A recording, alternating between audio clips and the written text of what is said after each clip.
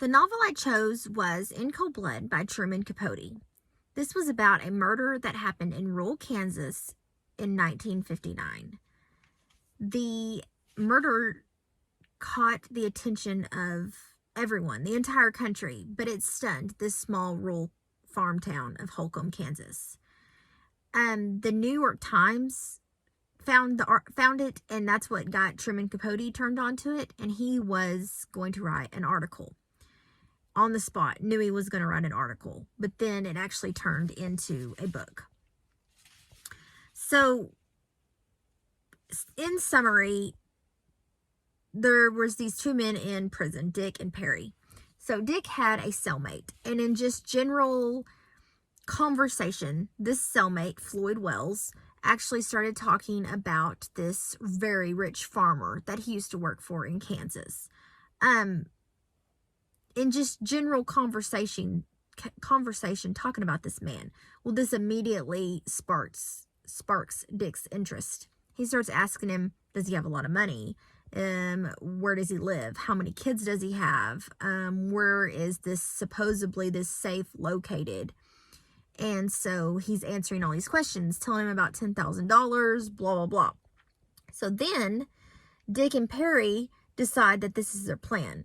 Once they are released from prison, that they are going to go to this farmhouse in Kansas and take all this money and leave no witnesses. That was their plan the entire time. No witnesses is what they kept saying.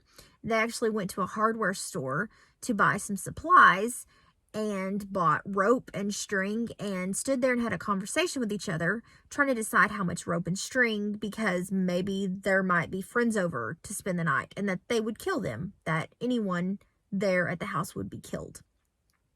So they get to the house, and that's basically what happened. They went in, there was no money, there was no safe.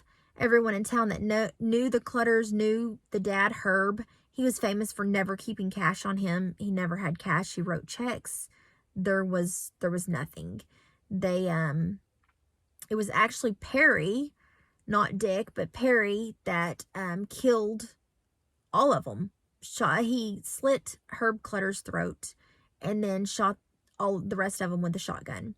So they ended up getting out of there with $50 and a radio. So this murder shocked the entire community. No one could sleep. This was a place of 200 people, much like the towns we live in. These people never locked their doors. They never worried about anything. So it shocked the entire community. And from then on, they locked their doors the coming weeks, especially until they found the killers. No one could sleep. They put a lot of pressure on the town sheriff, which was trying really, really hard to catch them. They eventually caught up with them in Las Vegas because of some more hot checks that they had wrote.